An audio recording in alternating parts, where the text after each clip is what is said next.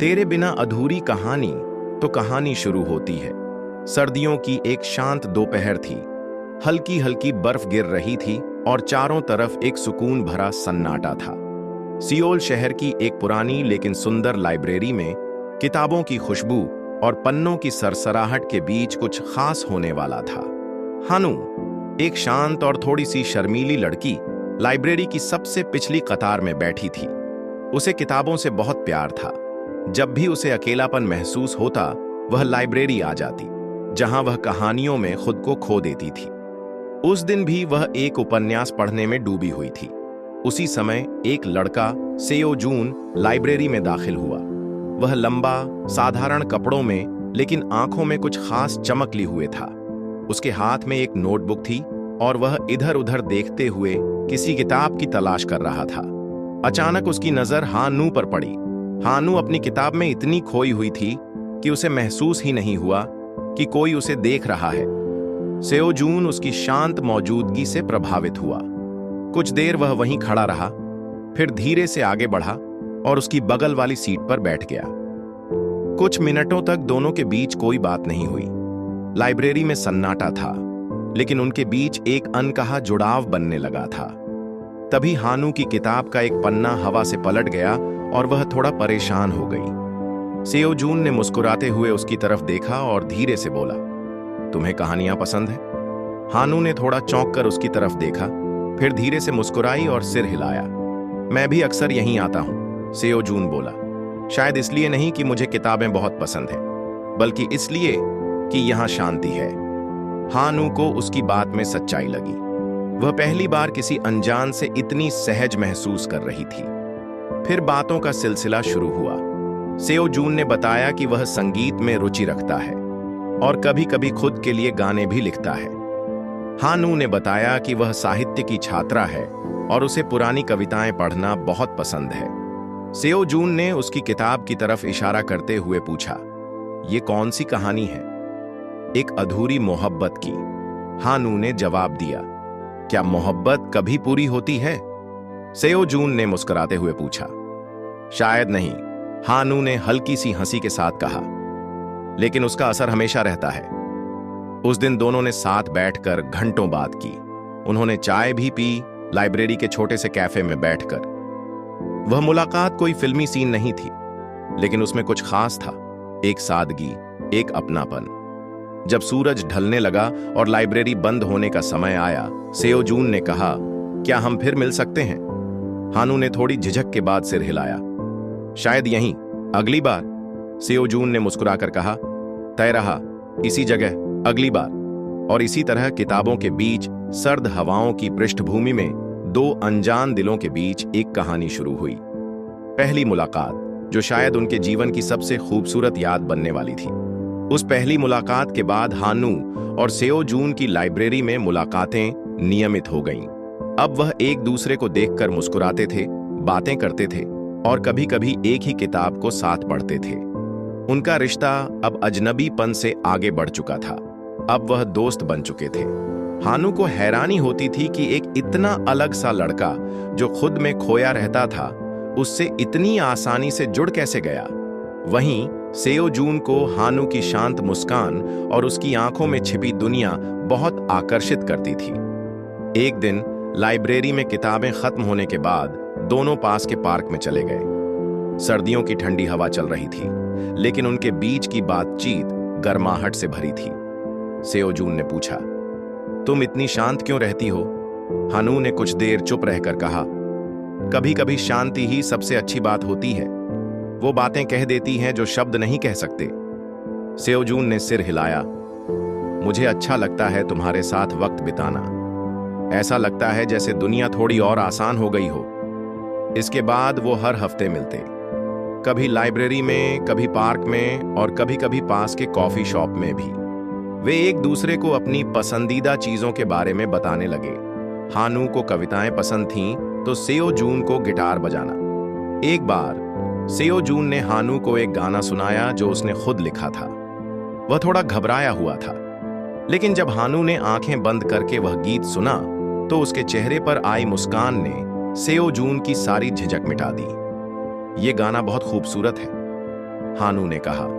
इसमें सच्चाई है। सेओ जून ने मुस्कुराते हुए जवाब दिया, तुम्हारे लिए ही लिखा था।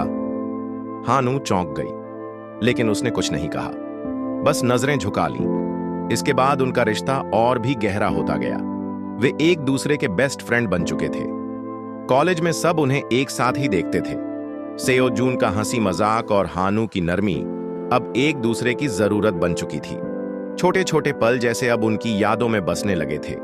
कॉफी का एक कप शेयर करना, किताबों पर बहस करना और कभी कभी बिना कुछ कहे बस साथ बैठना। हानू को अब समझ में आने लगा था कि सेओ जून सिर्फ एक अच्छा दोस्त नहीं है, वो उसके दिल के बहुत करीब होता जा रहा है। वहीं सेओ जून भी हर बार जब हानू हंसती थी तो उसके दिल की धड़कनें तेज हो जाती थीं। एक दिन जब दोनों लाइब्रेरी की खिड़की के पास बैठे थे, बाहर बर्फ गिर रही थी।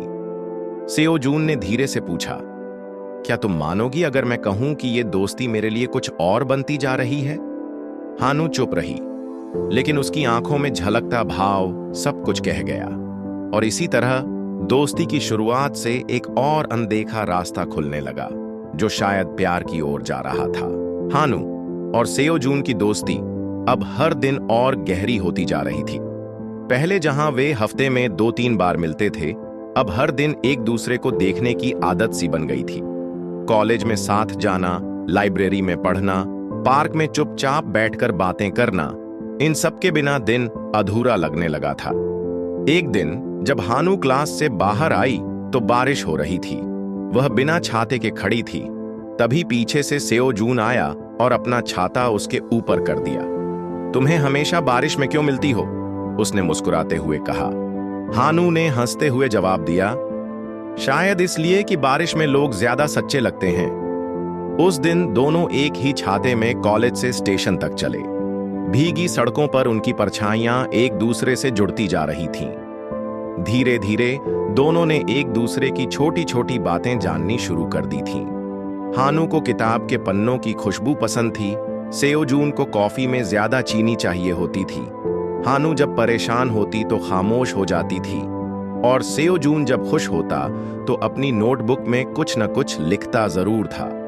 एक दिन सेओ जून ने अपने म्यूजिक क्लब की परफॉर्मेंस में हानू को बुलाया। भीड़ के बीच मंच पर खड़े सेओ जून की नजरें बस हानू को ढूंढ रही थीं। जब उसे सामने बैठा देखा तो उसका चेहरा चमक उठा। गाने के बीच में उसने कहा, यह गाना एक खास दोस्त के लिए है जो मेरी हर धुन में शामिल है। हानू का दिल जोरों से धड़कने लगा। वो जानती थी कि यह सिर्फ दोस्ती नहीं रही, कुछ और था, कुछ जो दिल से निकलता था और सीधे उसकी आंखों में उतर आता था। फिर एक शाम दोनों पास के पहाड़ी रास्ते पर घूमने निकले। ठंडी हवा चल रही थी और चारों तरफ फूल खिले थे। पहाड़ियों से नीचे सियोल शहर की रोशनी दिख रही थी। सेओ जून ने कहा, कभी कभी लगता है कुछ रिश्ते बिना नाम के ही खास हो जाते हैं। हानू ने उसकी तरफ देखा और मुस्कुराई। और कुछ रिश्तों को नाम देने से डर लगता है क्योंकि वो टूट न जाए। दोनों की बातों में इशारे थे, लेकिन अब दिल बहुत कुछ साफ साफ महसूस करने लगा था। हर गुजरते दिन के साथ सेओ जून को हानू की आदत हो गई थी। उसकी आवाज, उसकी खामोशी, उसकी मुस्कान, सब कुछ उसके दिन का हिस्सा बन गया था। वहीं हानू भी सेओ जून के बिना अपनी सुबह और शाम अधूरी मानने लगी थी। अब दोस्ती की वो लकीर धीरे धीरे धुंधली पड़ रही थी और एक नया नाम, एक नई भावना जन्म ले रही थी, प्यार। लेकिन अभी तक किसी ने कुछ कहा नहीं था। बस नजरों से, बातों से और छोटी छोटी परवाह से वे एक दूसरे को ये जताने लगे थे कि वो अब सिर्फ दोस्त नहीं रहे। सर्दियों की सुबह अब धीरे धीरे गर्माहट लाने लगी थी, ठीक वैसे ही जैसे सेओ जून और हानू का रिश्ता दोस्ती से आगे बढ़कर कुछ और बनता जा रहा था। अब दोनों को एक दूसरे के बिना दिन अधूरा लगता था। हर मुलाकात में नजरों की गहराई बढ़ती जा रही थी, लेकिन उस रिश्ते को अभी तक कोई नाम नहीं मिला था। सेओ जून अक्सर खुद से सवाल करता, क्या ये सिर्फ दोस्ती है या मैं उससे सच में प्यार करने लगा हूं? उसका दिल तो हर बार जवाब देता था, हाँ, ये प्यार है, पर उसके होंठ चुप रहते। हानू भी अब उसके हर छोटे बड़े इशारे को समझने लगी थी। वह जानती थी कि सेओ जून कुछ कहना चाहता है, पर कह नहीं पा रहा।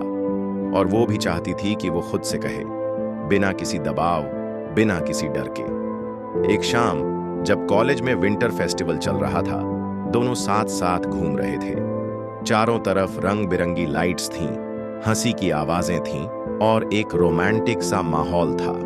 सेओ जून के हाथ में एक छोटा सा गिफ्ट था, एक किताब जिसके पहले पन्ने पर कुछ लिखा हुआ था। ये तुम्हारे लिए है, उसने किताब हानू की ओर बढ़ाते हुए कहा। हानू ने किताब खोली तो पहला पन्ना पढ़कर उसकी आंखें ठहर गईं। जब पहली बार तुम्हें देखा तो लगा तुम किसी कहानी की हीरोइन हो। अब समझ में आया, तुम मेरी कहानी बन गई हो। सेओ जून हानू ने धीरे से नजरें उठाईं। उसके चेहरे पर हल्की मुस्कान थी, लेकिन दिल जोरों से धड़क रहा था। सेओ जून ने गहरी सांस ली और कहा, हानू, मैंने कभी किसी से इतना जुड़ाव महसूस नहीं किया। जब तुम साथ होती हो तो लगता है कि सब ठीक है, तुम्हारे बिना सब अधूरा सा लगता है। थोड़ी देर वो चुप रहा, फिर धीरे से बोला, मैं तुमसे प्यार करता हूं। हानू के होठों पर एक हल्की लेकिन गहरी मुस्कान थी। उसकी आंखों में नमी थी, खुशी की नमी। उसने धीमे से कहा, मैं भी बहुत वक्त से महसूस कर रही थी, पर सोचा तुम कहो तो बेहतर होगा। सेओ जून की आंखों में चमक आ गई। वह थोड़ी देर उसे देखता रहा, फिर कहा, तो अब हमारी कहानी का नया अध्याय शुरू हो रहा है। हानू ने मुस्कुराकर सिर हिलाया। हाँ, और इस बार यह सिर्फ कहानी नहीं होगी, एक हकीकत होगी जो हम दोनों मिलकर लिखेंगे। उस रात कॉलेज के फेस्टिवल की रोशनी के बीच दोनों ने पहली बार अपने दिल की बात कही। कोई शोर नहीं था, कोई दिखावा नहीं, बस दो दिल जो एक दूसरे को पा चुके थे। पहला इजहार सादा था, लेकिन उस सादगी में जो सच्चाई थी वो किसी बड़े फिल्मी सीन से कहीं ज्यादा गहरी थी। प्यार का इजहार होने के बाद जैसे उनकी दुनिया और भी रंगीन हो गई थी। अब सेओ जून और हानू सिर्फ अच्छे दोस्त नहीं रहे, अब वे एक दूसरे के दिल की धड़कन बन चुके थे। कॉलेज के हर कोने में उनकी जोड़ी चर्चा का विषय बन गई थी, लेकिन उन्हें किसी की परवाह नहीं थी। उनके लिए बस एक दूसरे की मौजूदगी मायने रखती थी। अब हर सुबह एक नई मुस्कान के साथ शुरू होती थी। सेओ जून हानू के लिए कभी गर्म कॉफी लाता तो कभी हानू उसके लिए उसकी पसंदीदा चॉकलेट लाती। वो छोटी छोटी बातें जो पहले आम लगती थीं, अब बेहद खास बन चुकी थीं। एक दिन सेओ जून ने हानू को अपनी छत पर बुलाया। वहां उसने छोटी सी फेरी लाइट्स लगाई थीं और एक टेप रिकॉर्डर में उसका पसंदीदा गाना बज रहा था। ये सब मेरे लिए? हानू ने हैरानी से पूछा। सेओ जून ने मुस्कुराकर कहा, तुम्हारे लिए कुछ भी। फिर उसने हानू के सामने एक छोटा डांस किया, थोड़ा अजीब सा लेकिन बहुत प्यारा। हानू हंसी नहीं रोक पाई। तुम्हें डांस आता नहीं, फिर भी इतनी कोशिश कर रहे हो? क्योंकि तुम्हारी हंसी मेरे लिए सबसे सुंदर संगीत है, सेओ जून ने जवाब दिया।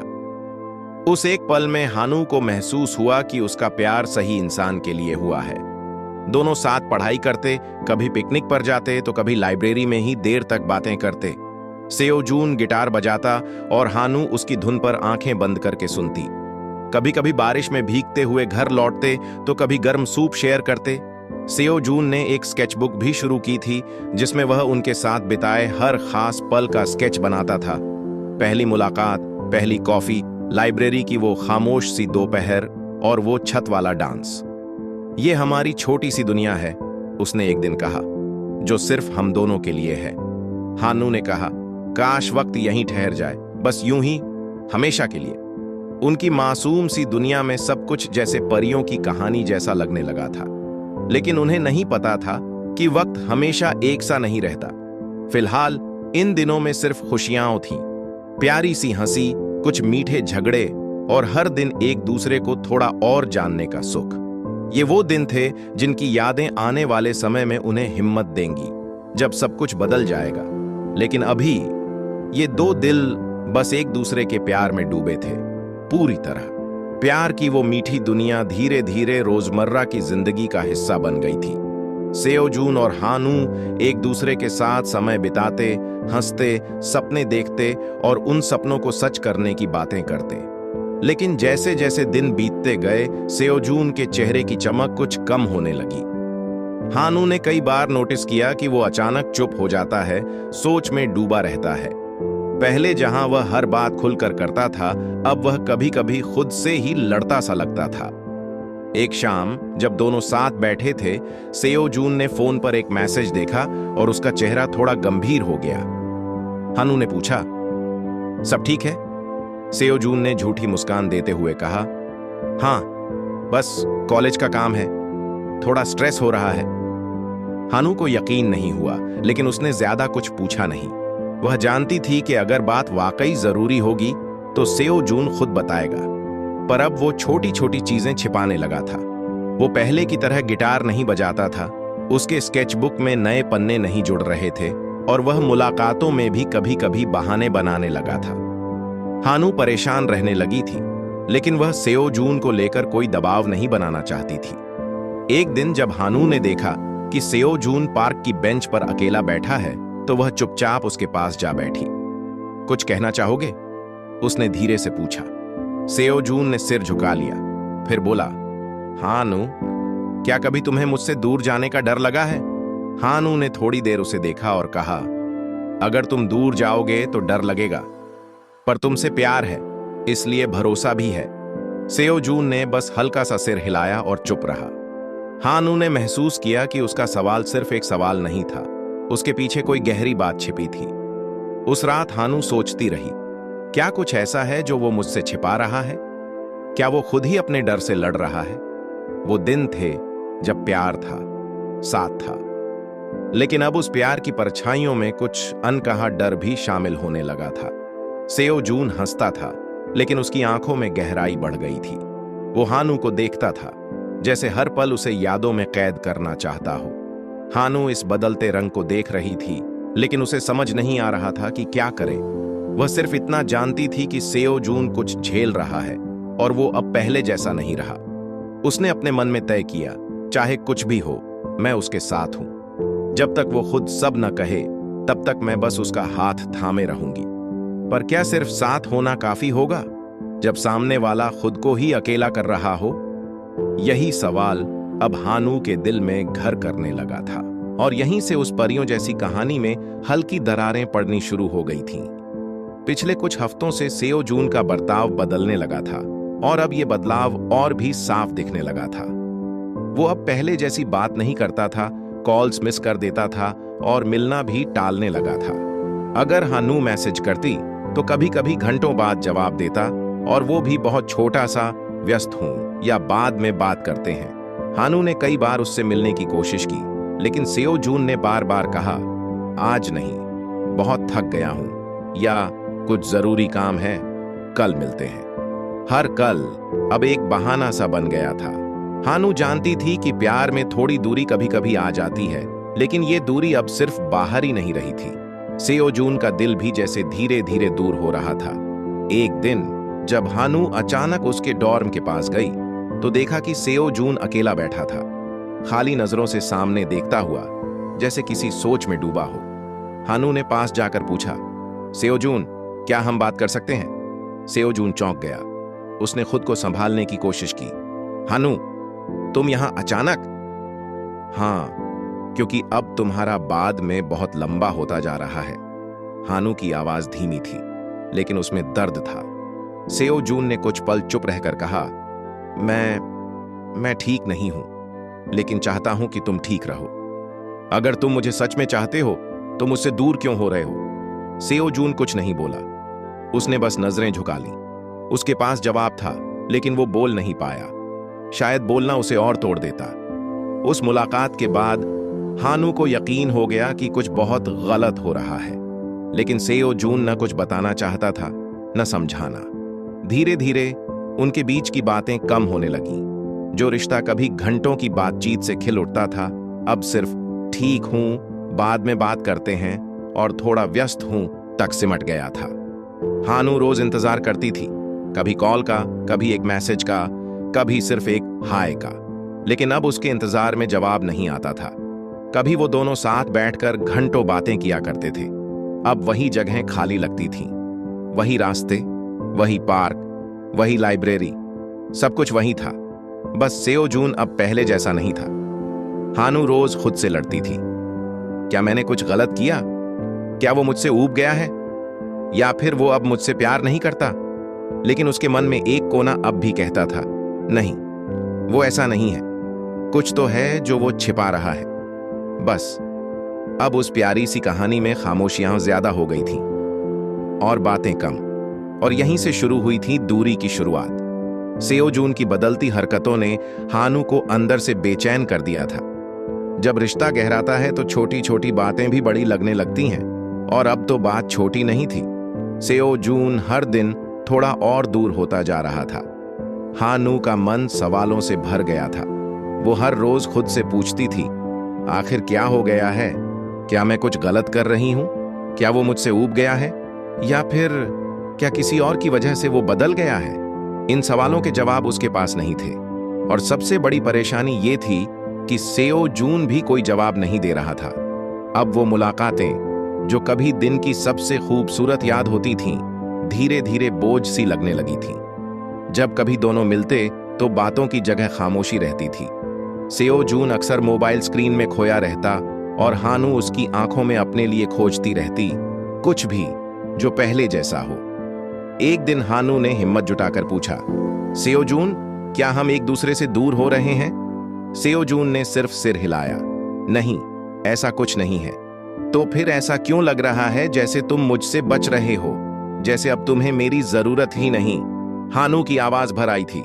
सेओ जून उठ खड़ा हुआ। वो वहां से चलने लगा, जैसे जवाब देना उसके बस में नहीं था। हानू ने उसका हाथ पकड़ लिया। क्या मैं जानने की हकदार नहीं हूं कि तुम्हारे दिल में क्या चल रहा है?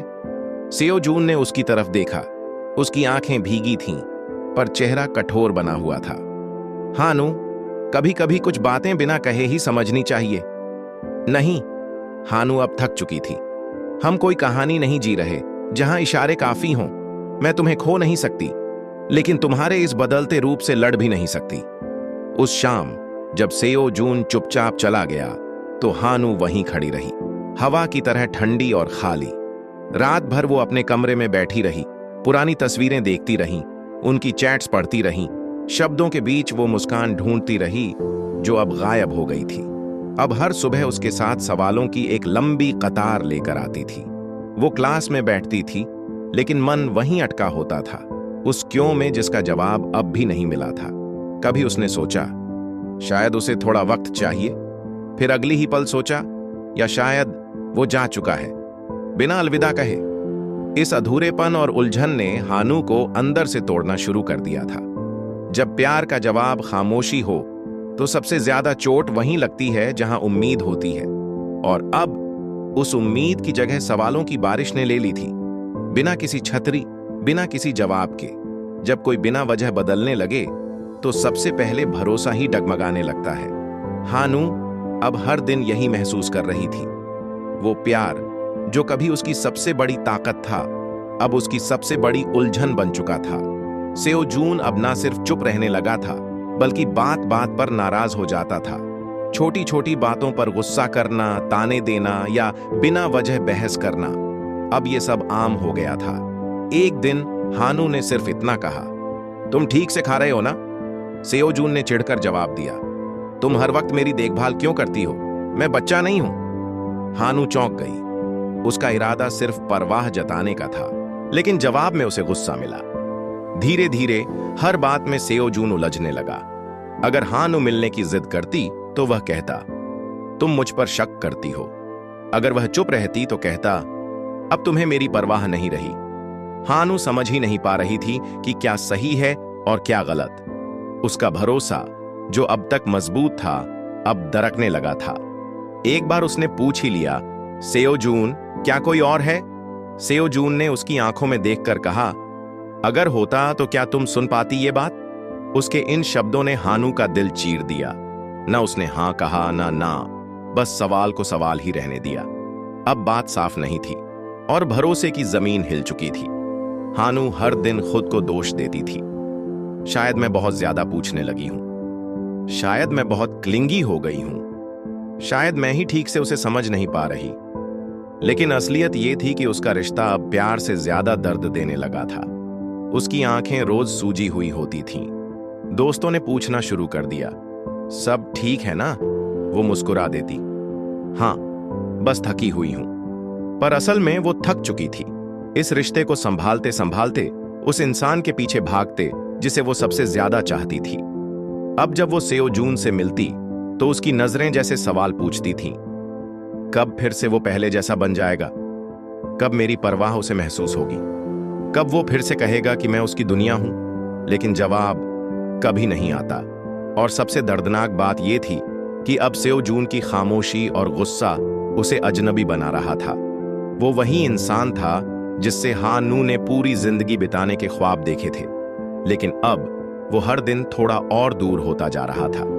इस रिश्ते की नींव कभी भरोसे पर थी, अब वही भरोसा बिखरने लगा था। हानू हर दिन यही सोचती थी, अगर वो मुझसे दूर होना चाहता है तो कम से कम एक बार साफ साफ कह क्यों नहीं देता। पर सेओ जून की खामोशी अब शब्दों से ज्यादा चोट कर रही थी। और यहीं से शुरू हुआ था उस रिश्ते का सबसे दर्दनाक मोड़, जब भरोसा टूटने लगा था। दिन ढल रहा था। कॉलेज कैंपस की वो पुरानी बेंच जहां कभी सेओ जून और हानू घंटों बैठकर बातें करते थे, आज कुछ अलग लग रही थी। खामोश, ठंडी और थोड़ी भारी सी। हानू को सुबह एक मैसेज मिला था, आज शाम को उस बेंच पर मिलना जहां सब शुरू हुआ था। सेओ जून उस मैसेज को पढ़ते ही हानू का दिल बैठ गया। न कोई इमोजी, न मुस्कान, बस सीधा और साफ संदेश। वो समय से पहले ही वहां पहुंच गई थी। उसका मन जैसे हजारों सवालों से भरा हुआ था। क्या आज वो सब कुछ बताएगा? क्या सब ठीक हो जाएगा? या क्या ये सब खत्म होने वाला है? कुछ देर बाद सेओ जून आता है। वो पहले से भी ज्यादा थका हुआ और कमजोर दिख रहा था। उसकी आंखों में वो चमक नहीं थी जो हानू को सबसे ज्यादा पसंद थी। दोनों कुछ देर बिना कुछ कहे बैठे रहे। में अजीब सी चुप्पी थी, जैसे पेड़ भी उनकी बात सुनने को रुके हुए हों। फिर सेओ जून ने धीमे से कहा, हानू, हमें अलग हो जाना चाहिए। हानू ने एक पल को सुना, फिर दोबारा पूछा, क्या कहा तुमने? सेओ जून ने उसकी ओर नहीं देखा, बस सामने देखता रहा। हमारा साथ अब और नहीं चल सकता, ये सही नहीं है तुम्हारे लिए। हानू की आंखें नम हो गईं। लेकिन क्यों? क्या मैं बोझ बन गई हूं तुम्हारे लिए? क्या अब मुझसे प्यार नहीं करते? सेओ जून ने गहरी सांस ली। कुछ कहने के लिए होंठ खुले, लेकिन शब्द जैसे गले में ही अटक गए।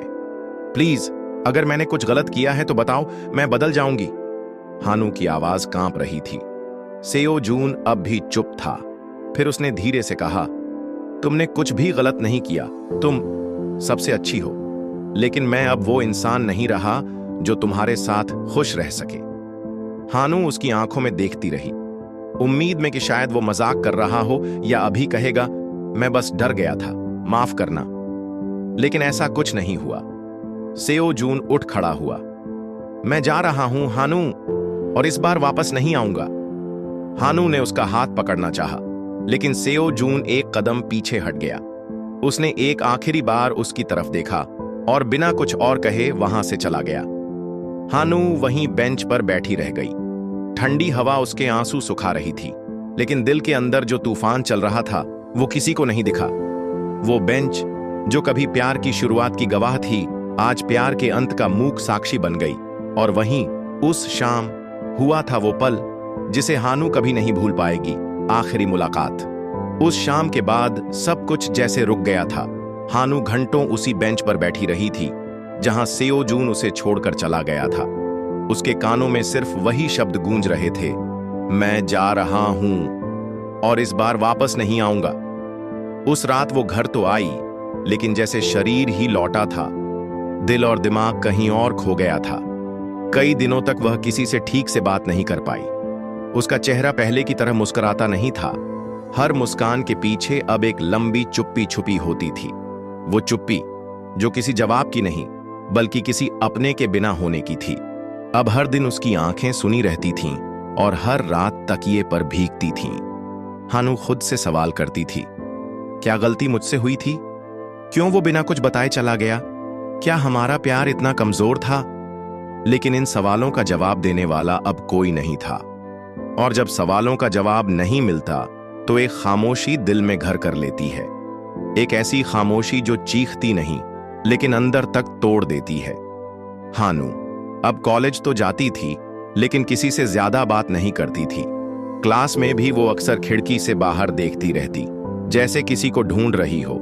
सेओ जून अब किसी भी कोने में नहीं था, न कैंपस में, न किताबों के बीच, और न ही उसकी जिंदगी में। सबसे ज्यादा तकलीफ उसे तब होती जब कोई उससे पूछता, सेओ जून कहाँ है? तुम दोनों साथ क्यों नहीं दिखते अब? वो बस एक हल्की मुस्कान देती और कहती, बस थोड़ा बिजी है। असलियत वो किसी को नहीं बता पाई, क्योंकि कहने के लिए कुछ बचा ही नहीं था। हानू के लिए अब दिन और रात का फर्क मिटने लगा था। उसे खाना खाने की भी सुध नहीं रहती थी। उसके कमरे की दीवारें अब उसके दर्द की साथी बन चुकी थीं। वहां हर तरफ उसकी और सेओ जून की पुरानी तस्वीरें थीं, जो अब जैसे हर वक्त उसे चिढ़ा रही थीं। एक रात उसने उनकी साथ वाली तस्वीर को उठाकर देखा। उस तस्वीर में दोनों हंस रहे थे। क्या वो हंसी झूठी थी? उसने खुद से पूछा। लेकिन तस्वीर चुप थी, और यही चुप्पी अब उसकी जिंदगी का हिस्सा बन चुकी थी। सेओ जून का यूं अचानक चले जाना, बिना वजह, बिना अलविदा कहे, एक ऐसा घाव था जो दिखता नहीं था, पर हर पल दर्द देता था। हानू अब किसी से ज्यादा उम्मीद नहीं रखती थी। वो सिर्फ चाहती थी कि एक दिन बस उसे समझ में आ जाए कि क्यों। लेकिन तब तक वो उस खामोशी के दर्द को जीती रही। सेओ जून के जाने के बाद हानू की दुनिया वैसी नहीं रही जैसी पहले हुआ करती थी। पहले उसकी सुबहें किसी मैसेज की आवाज से होती थीं, गुड मॉर्निंग, मेरी मुस्कान। लेकिन अब मोबाइल चुप रहता था। अलार्म भी बंद कर दिया था उसने, क्योंकि अब उसे किसी से मिलने की जल्दी नहीं थी। कॉलेज जाती तो थी, लेकिन जैसे शरीर बस चल रहा था, आत्मा कहीं खो चुकी थी। कभी जो रास्ता उसके लिए खास हुआ करता था, जहां वो और सेओ जून साथ चलते थे, अब वही रास्ता उसे काटने को दौड़ता था। हर जगह सेओ जून की यादें उसके साथ चलती थीं। कैंटीन की वो टेबल जहां वे साथ बैठते थे, लाइब्रेरी की वो खिड़की जहां से दोनों बाहर देखते हुए सपने बुनते थे। हर जगह अब एक अजीब सा खालीपन भर गया था। हानू का मन अब कुछ भी करने का नहीं होता था। किताबें खोलती थीं, लेकिन शब्द धुंधले दिखते थे। संगीत सुनती थी, लेकिन हर गाना अब एक दर्द को छूता था। एक बार वो अपने ही कमरे में बैठे बैठे फूट फूट कर रो पड़ी।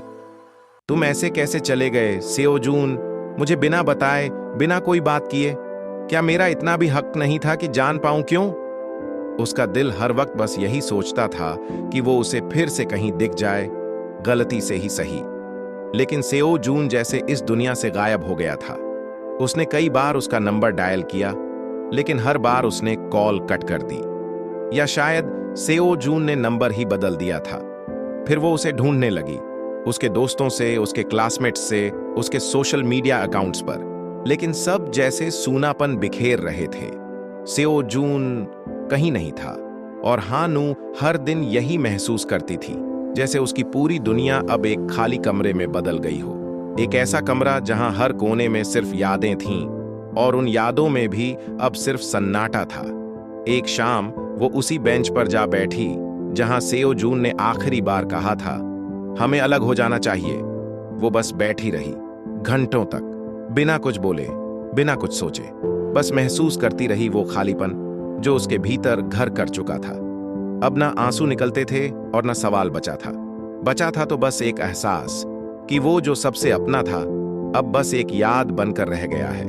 और इसी एहसास के साथ हानू ने उस खाली बेंच को देखा और धीमे से बुदबुदाई, कभी अगर वापस आओ तो मैं यहीं मिलूंगी, उसी सन्नाटे में। समय बीतता रहा, लेकिन सेओ जून की यादें हानू के साथ ही रहीं। वो चाहती थी कि सब भूल जाए, लेकिन जितना वो भूलने की कोशिश करती, उतनी ही ज्यादा वो यादें उसके चारों ओर मंडराने लगती। उसके कमरे की दीवारें अब कहानियां कहती थीं। दीवार पर लगी वो तस्वीर जिसमें सेओ जून और हानू एक दूसरे की आंखों में खोए हुए थे, अब हर रोज उसके सामने खामोशी से लटकती थी, जैसे कह रही हो, क्या तुम मुझे भुला पाओगी? हानू अक्सर अपने फोन की गैलरी खोलती और देर तक तस्वीरों को देखती रहती। कभी वो दोनों आइसक्रीम खा रहे होते, कभी बारिश में भीगते हुए हंसते, और कभी एक दूसरे को यूं निहारते जैसे सारी दुनिया वही हो। अब वो तस्वीरें सिर्फ तस्वीरें नहीं थीं, वो बीते लम्हों की परछाइयां बन गई थीं, जो हर समय उसके साथ चलती थीं। एक दिन उसने अलमारी से सेओ जून का दिया हुआ एक स्कार्फ निकाला।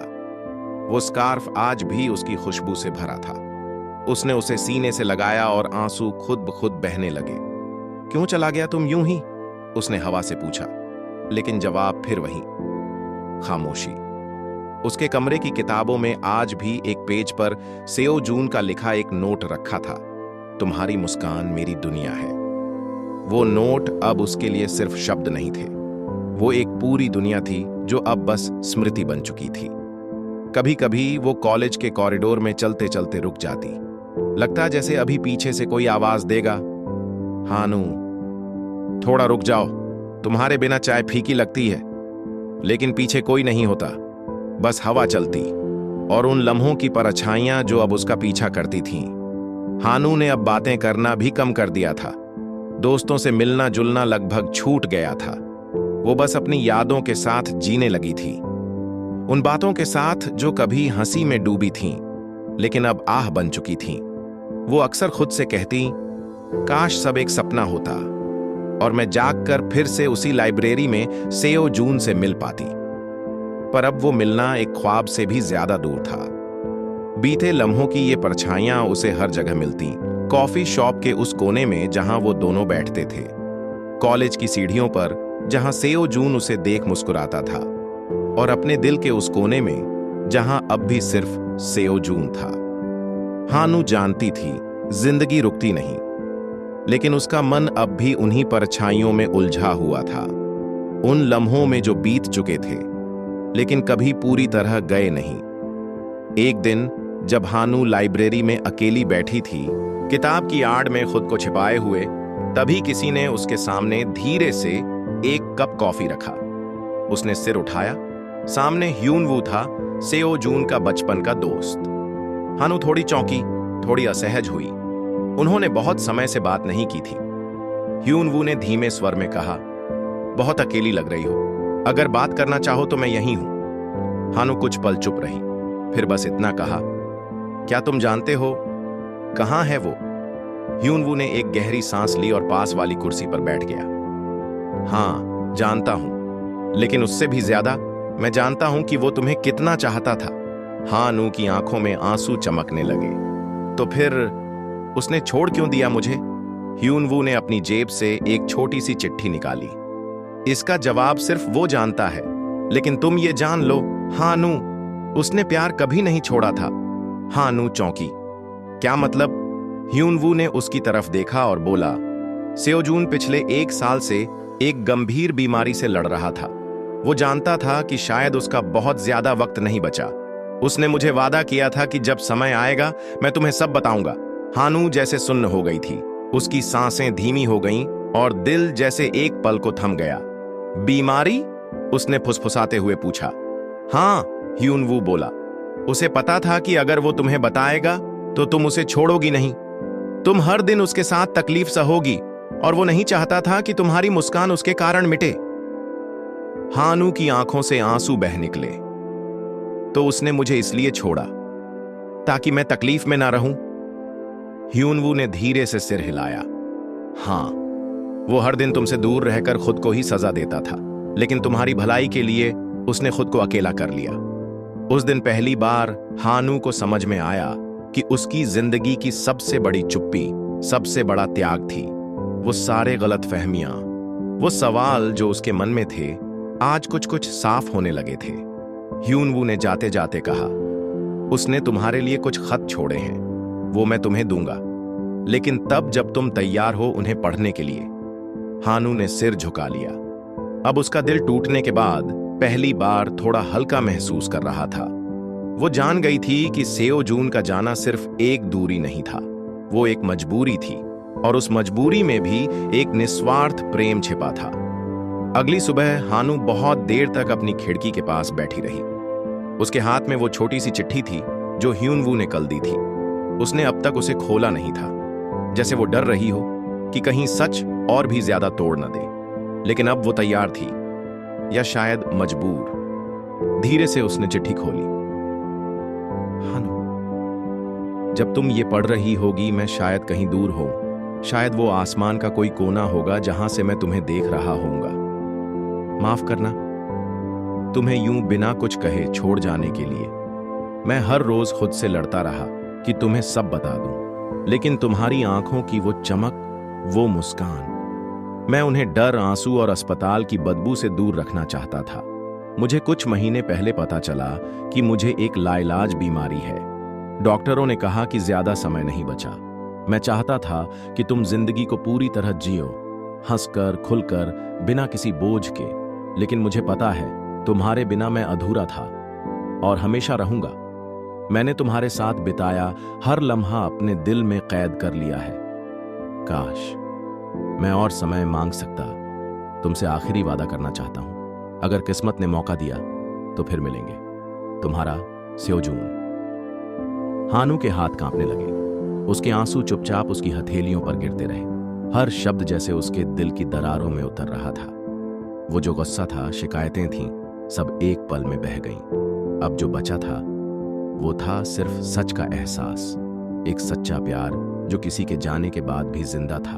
उसने आसमान की ओर देखा, पहली बार मुस्कुराते हुए। तुम गए नहीं थे, तुम तो हर पल यहीं थे। अब उसे पता था कि उसका प्यार झूठा नहीं था। सेओजून ने जो किया वो उसकी भलाई के लिए किया, और इस एहसास ने उसके अंदर के खालीपन को थोड़ा भर दिया था।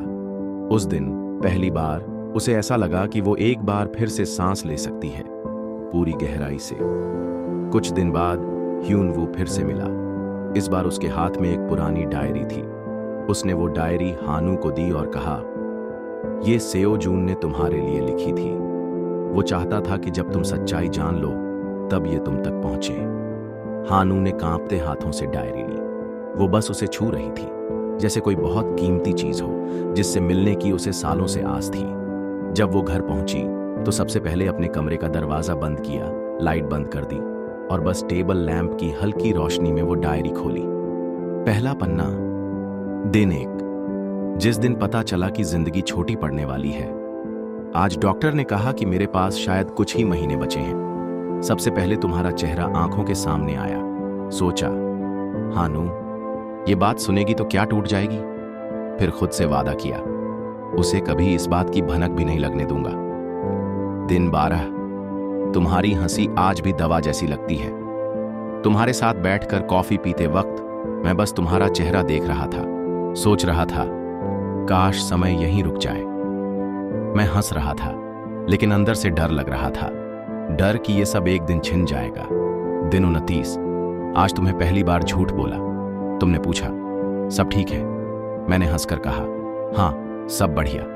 पर उस हंसी में कितना दर्द था ये तुम नहीं समझ सकी, और मैं नहीं समझाना चाहता था।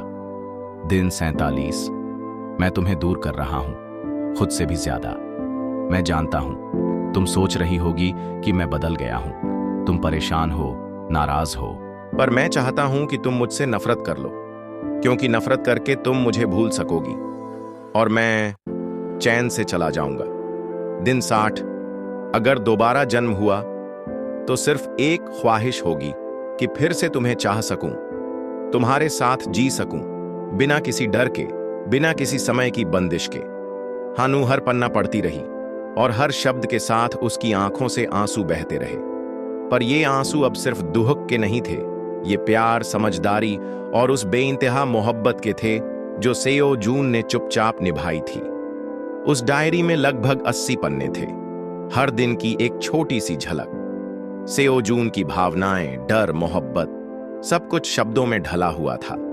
वो डायरी अब हानू के लिए सिर्फ एक किताब नहीं थी, वो अब एक खतों की किताब बन चुकी थी, जिसमें प्यार हर पंक्ति में सांस लेता था। उस रात हानू ने डायरी को सीने से लगाया और कहा, तुम मुझसे कभी गए ही नहीं थे, तुम तो हर दिन मेरे पास लिखते रहे। हानू की जिंदगी अब पहले जैसी नहीं रही थी, लेकिन अब उसमें खालीपन के साथ साथ एक गहरा एहसास भी था। एक ऐसा एहसास जो उसे तोड़ नहीं रहा था, बल्कि जोड़ रहा था। सेओजून की डायरी पढ़ने के बाद हर पन्ना जैसे उसकी रूह से जुड़ता जा रहा था। एक शाम जब सूरज ढल रहा था और आसमान हल्का सुनहरा हो गया था, हानू शहर के उस पुराने पार्क में गई जहां आखिरी बार सेओजून ने उसे अलविदा कहा था। वो वही बेंच थी, वही माहौल, पर आज उसके हाथ में डायरी थी। वो बैठी और धीरे से डायरी का आखिरी पन्ना खोला। उस पन्ने पर लिखा था, अगर कभी इस डायरी के आखिरी पन्ने तक पहुंची तो समझ लेना मैंने तुम्हें उस दिन भी उतना ही चाहा था जितना पहली बार तुम्हें लाइब्रेरी में देखा था। तुमसे दूर रहकर हर पल खुद को खोता गया, पर तुम्हारे चेहरे की मुस्कान के लिए हर आंसू चुपचाप पी गया। मैंने तुमसे प्यार कभी जताया नहीं, पर यह प्यार हर सांस में था और आज भी है। सेओजून। हानू डायरी को धीरे से बंद करती है और एक गहरी सांस लेती है। उसकी आंखों से आंसू बह रहे थे, लेकिन आज उसमें कोई शिकायत नहीं थी। उसने आसमान की ओर देखा और कहा, सेओजून, तुमने इजहार नहीं किया था, लेकिन इन शब्दों में जो प्यार है वो जिंदगी भर के लिए काफी है। तुमने मुझे जुदाई दी, लेकिन साथ भी दिया। तुम्हारे प्यार ने मुझे दर्द के साथ जीवन सिखाया, और आज मैं तुम्हें पहली बार पूरे दिल से जवाब देती हूं, हां, मैं भी तुमसे उतना ही प्यार करती हूं और हमेशा करती रहूंगी। उस बेंच पर बैठकर हानू रोई। वो नहीं रोई जो चला गया, बल्कि उस प्यार के लिए जो आज भी जिंदा था। वो इजहार जो कभी सामने नहीं हुआ, आज अश्रुओं में बहकर दिल की गहराइयों से बाहर आ गया था। उसने खुद से वादा किया, अब मैं इस प्यार को कमजोरी नहीं, अपनी ताकत बनाऊंगी। उस शाम आसमान जरा अलग था, जैसे कहीं दूर सेओजून मुस्कुरा रहा हो। उस दिन के बाद हानू की आंखों में एक नई चमक थी। दर्द अब भी था, पर अब वह अकेलापन नहीं था। अब वह जान चुकी थी, उसका प्यार अधूरा नहीं था, बस उसका रूप बदल गया था। कुछ दिन बाद हानू फिर से उसी पार्क में गई। उसके हाथ में एक छोटी सी लकड़ी की डिब्बी थी, जिसमें सेओजून की लिखी डायरी, उसकी तस्वीर और एक छोटा सा कागज था, जिस पर सिर्फ एक पंक्ति लिखी थी, अगर किस्मत ने मौका दिया तो फिर मिलेंगे। उसने वह डिब्बी जमीन में एक छोटे से पेड़ के नीचे गाड़ दी, उसी जगह जहां वे दोनों अक्सर बैठते थे। उसने वहां एक पत्थर रखा और धीमे से बोली, मैं तुम्हारे वादे पर यकीन करती हूं, और मैं भी वादा करती हूं कि जब भी वक्त मिला, जब भी रूहें पास आईं, हम फिर मिलेंगे।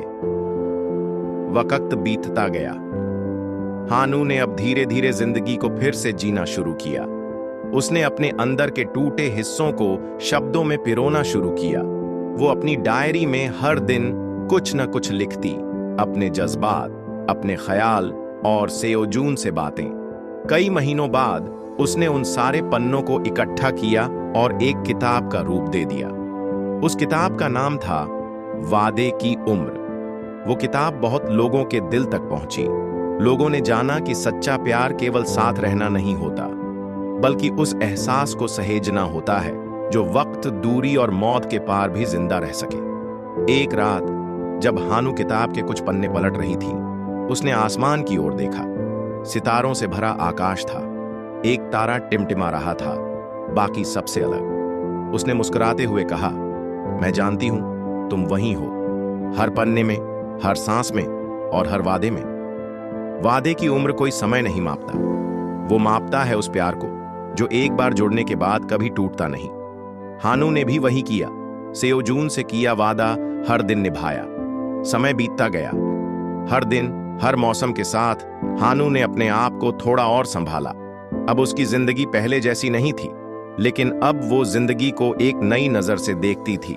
एक ऐसी नजर जिसमें दर्द भी था, पर उस दर्द में गहराई और प्यार भी छिपा था। वो अब दूसरों की कहानियां सुनती, उन्हें समझती और अपने अनुभवों से उन्हें सहारा देती। उसकी किताब वादे की उम्र ने कई टूटे दिलों को जोड़ने का काम किया था। एक दिन एक छोटी सी लड़की उसके पास आई और बोली, क्या सच में कोई किसी से इतना प्यार कर सकता है कि उसे कभी भुला ना पाए? हानू ने मुस्कुराकर उसका सिर सहलाया और कहा, हां, कभी कभी प्यार इतना सच्चा होता है कि वो वक्त के पार भी जिंदा रहता है। वो सिर्फ साथ रहने तक सीमित नहीं होता, वो यादों, खामोशियों और उन वादों में सांस लेता है जो अधूरे रह जाते हैं। हानू अब जान चुकी थी कि कुछ रिश्ते समय से बंधे नहीं होते, वो वक्त के पार चले जाते हैं और वहां भी अपना रूप नहीं खोते। कभी कभी जब वो अकेली होती और सेओजून से बात करती जैसे वो आज भी यहीं हो, कभी बादलों को देखती तो लगता जैसे किसी ने ऊपर से मुस्कुराकर उसे देखा हो। उसका प्यार अब कोई दर्द नहीं था, वो उसकी ताकत बन चुका था। एक सुबह जब हल्की सी धूप कमरे में आ रही थी, हानू ने अपने टेबल पर एक नया पन्ना खोला और लिखा, प्यारे सेओ जून, मैं आज भी वही लड़की हूं जो पहली बार तुम्हारी किताबों के बीच मुस्कुराई थी। मैंने सीखा कि बिछड़ना अंत नहीं होता, कभी कभी यह प्यार की सबसे खूबसूरत शुरुआत होती है, वक्त के पार भी। वो जानती थी कि सेओ जून अब इस दुनिया में नहीं है, लेकिन उसका प्यार, उसकी बातें, उसकी डायरी सब अब भी यहीं थीं, और यही सब हानू के वजूद का हिस्सा बन चुकी थी।